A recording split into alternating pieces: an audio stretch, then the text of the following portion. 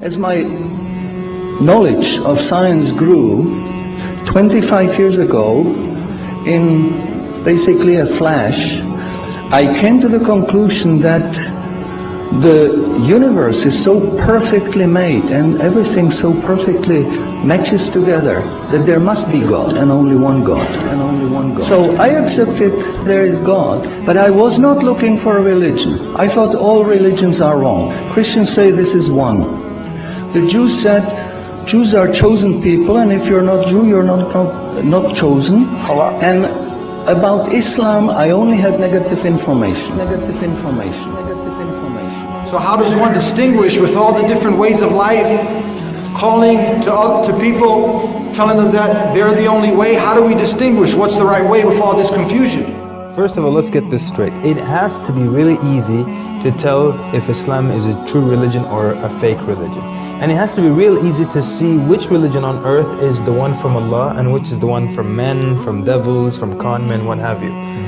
It can't be that the one true religion from Allah, that's genuinely from God, is going to look exactly and not discernible from the one that's from devils, one that's written by men or made up by men or altered by men, and I can't tell which is the one authored by Allah and which is the one authored by people. It can't be. Then he finished the sentence. He said, I'll go to your faith. It's better than my faith, but you'll need proof.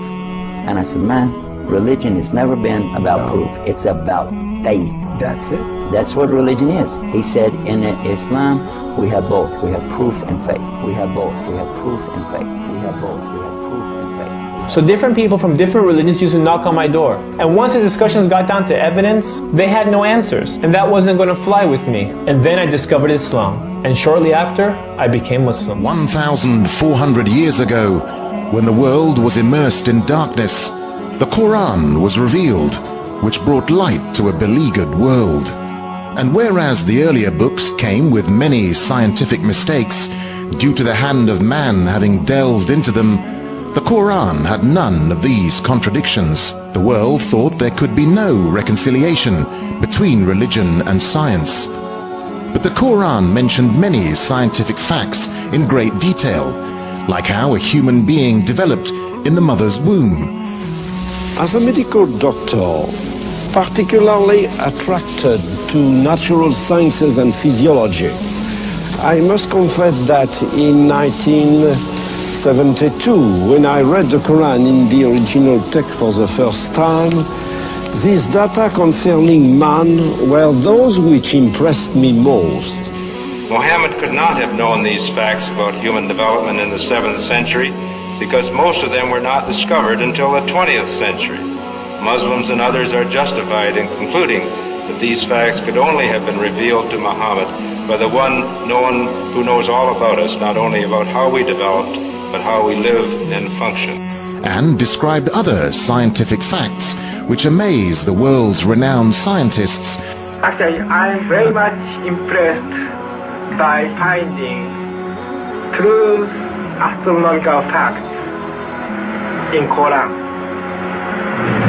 I personally can't see how this could be a mere chance. There are too many accuracies.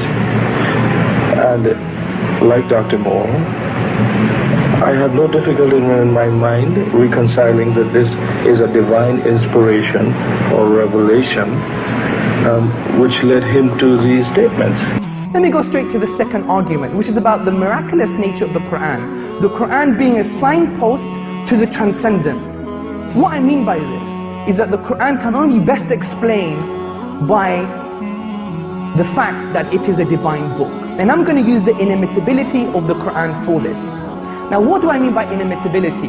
What I mean by inimitability is that the Quran cannot be emulated, reproduced, matched or copied with regards to its literary and linguistic features. But since Prophet Muhammad, peace be upon him, is the last messenger that was sent to mankind, isn't it fair that his message, the miracle that came with him and his message be preserved till the end of time, so that humans can still make that judgment call whether this miracle and message is in fact man-made or divine, man-made or divine, man-made. And then when I was maybe about 1/3 in Quran, I remember telling my wife, you know, this Muhammad, he must have been a very smart, very intelligent man, because this book is very clear, very logical, very easy to follow, and there are no contradictions. No contradictions.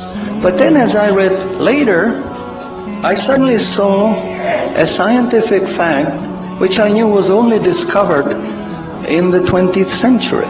So immediately I saw that Muhammad is not the author of the Quran. That Muhammad is a messenger sent by God to give the Quran to mankind. Muhammad is a messenger sent by God to give the Quran to mankind.